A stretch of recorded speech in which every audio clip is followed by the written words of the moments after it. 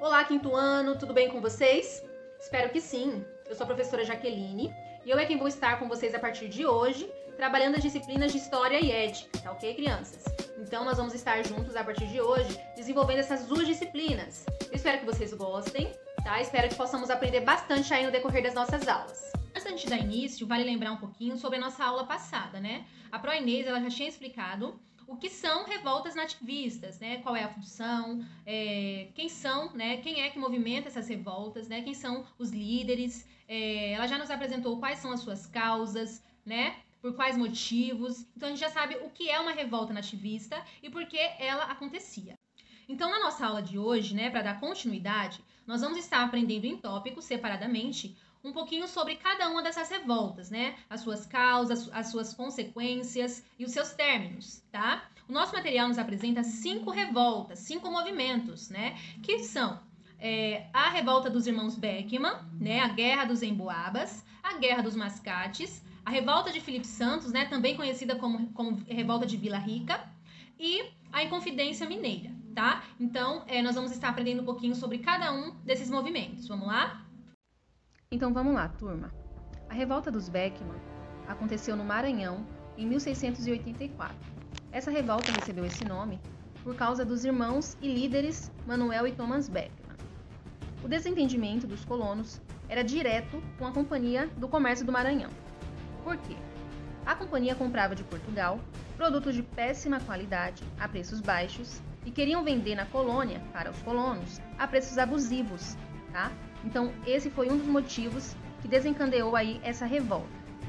Antes de eu estar falando com vocês aí de um segundo motivo, eu gostaria de lembrar aqui que antes dessa revolta, os colonos já tinham, né, tido conflitos com os jesuítas que eram contra a escravatura indígena, né? Então, alguns colonos utilizavam a mão de obra escrava indígena e tinham conflitos com os jesuítas.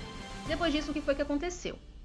Os colonos, né, fizeram aí um acordo com os portugueses que prometeram, né, enviar anualmente 500 escravos africanos para ajudar na mão de obra, né, para trabalharem aí na mão de obra nas colônias.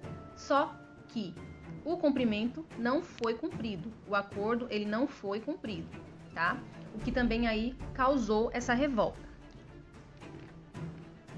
Os colonos, né, revoltados, invadiram o colégio dos jesuítas e a Companhia do Comércio. Com isso, prenderam o governador e um dos irmãos, o Manuel Beckman, assumiu o governo. Mas esse governo durou apenas um ano, porque depois a coroa portuguesa enviou um outro governador que enfrentou e derrotou Manuel Beckman, que foi condenado à morte e enforcado. Tá? Então esse foi o movimento Beckman, o movimento dos irmãos Beckman, né? Foi por esses dois motivos, tá? O não cumprimento do acordo, né, de Portugal, de estar enviando 500 escravos africanos e as taxas abusivas, né, dos produtos que nem tinham qualidade assim. O segundo movimento foi a Guerra dos Emboabas, tá? Que aconteceu em Minas Gerais em 1708 e 1709.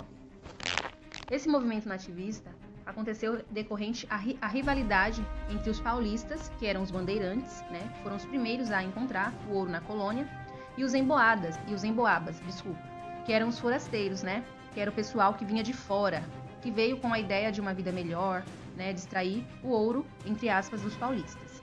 Qual foi a causa?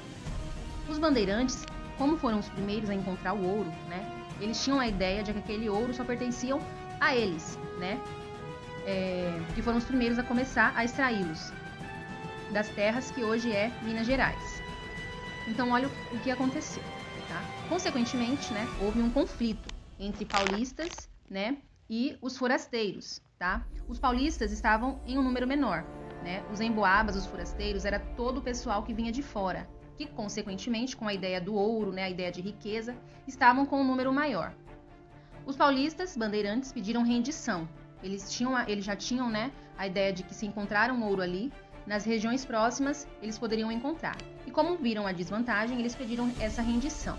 Tá? Os emboabas, assim, aceitaram. Porém, depois que os bandeirantes já estavam desarmados, tá? Os emboabas executaram os paulistas, tá? Eles executaram depois da rendição. O local onde aconteceu esse conflito ficou conhecido como Capão da Traição, porque, né, houve aí essa emboscada. O governo de Portugal criou a Companhia de São Paulo e Minas de Ouro. Os paulistas que restaram foram expulsos, outros foram explorar outras regiões em busca de riqueza. Então a gente pôde perceber, né, que a Guerra dos Emboabas foi devido ao quê? A notícia da extração do ouro ali na área que hoje é Minas Gerais, tá? Então o que aconteceu? Todo mundo ficou sabendo da notícia, todo mundo queria ficar rico, todo mundo foi para aquela área. Só que, como os paulistas foram os primeiros a encontrar esse ouro, a começar a extrair, eles se sentiam donos, não queriam negociar, né? E acabaram aí se dando mal, porque estavam em menos quantidade, né? Então eram os paulistas contra o mundo, né? E consequentemente aí eles perderam essa guerra. A terceira guerra, né, que nós vamos conhecer hoje, é a Guerra dos Mascates, que aconteceu em Pernambuco entre 1710 e 1711. Antes de tudo, vale a gente ressaltar que em termos hierárquicos, a vila está acima do povoado. Então, senhores de engenho, olindenses e mascates eram os portugueses de Recife, tá certo? Olinda era uma vila, tá ok? E Recife era um pequeno povoado. Porém, além de Olinda ser uma vila, né, já ser considerada uma vila, que era uma coisa grande, passava por dificuldades econômicas devido à decadência do açúcar, tá? Então a gente percebe que a atividade açucareira era o que movimentava Olinda. Já Recife, tá? Era pequenininho, entre aspas, né? Era um pequeno povoado, vinha prosperando em termos econômicos, então ele vinha cada vez mais crescendo. Qual foi a consequência da Guerra dos Mascates? A coroa de Portugal, né, vendo aí a evolução do povoado de Recife, resolveu elevar Recife à categoria de vila, tá?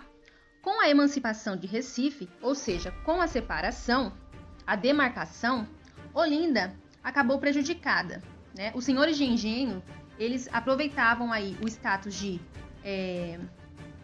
vila, né, e cobravam impostos de Recife, né, subordinava a galera de Recife, tá? Com isso, o que foi que aconteceu? Os olindenses, né, e o pessoal de Olinda, revoltados com essa perca, né, daquele controle de Recife, invadiram, tá, a área de Recife e lançaram a ideia de um governo independente. Eles ficaram ali guerreando e guerreando durante 3 meses, tá? Depois de 3 meses de conflito, veio a coroa portuguesa e apaziguou, amenizou aquela guerra.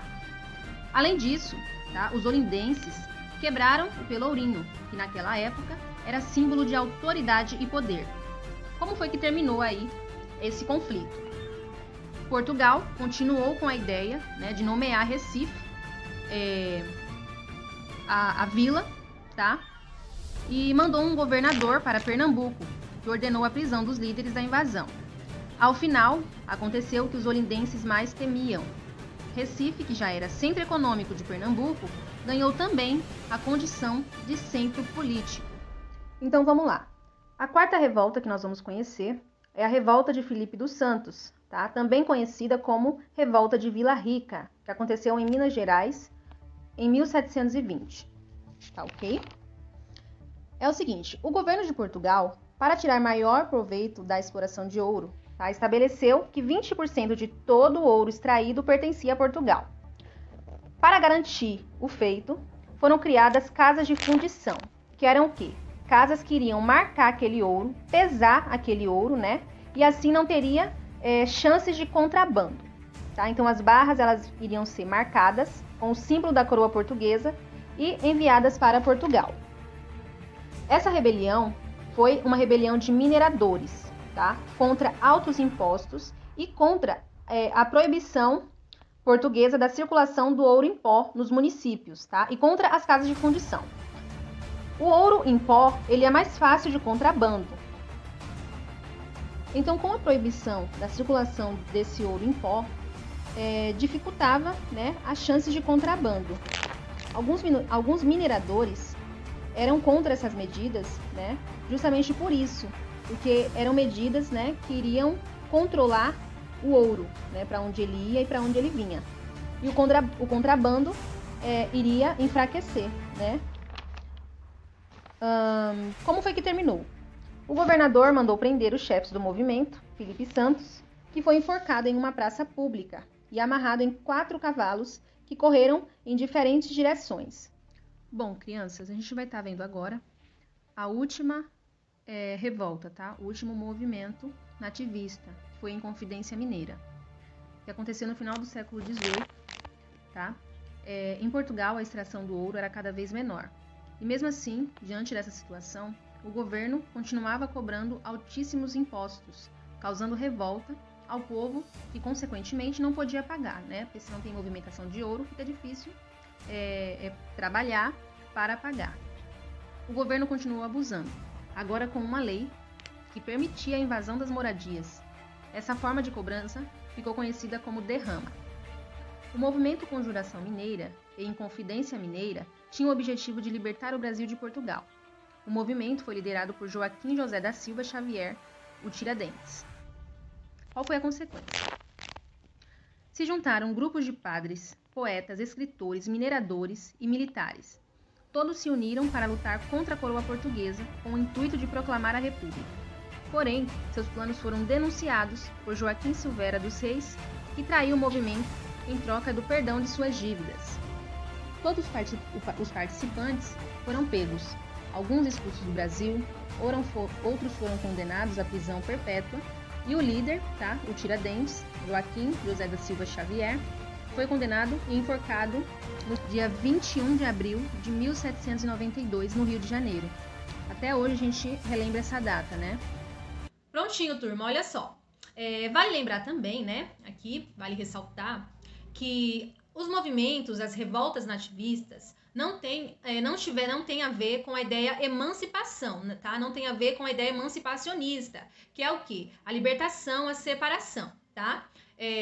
Talvez tivessem até escravos que participaram dessas revoltas, mas a mando dos colonos, tá? Essas revoltas, elas não são ligadas a fim da escravatura, tá? A libertação, tá? Como nós podemos ver, são movimentos nativistas em prol da colônia, em prol dos interesses dos colonizadores, tá certo?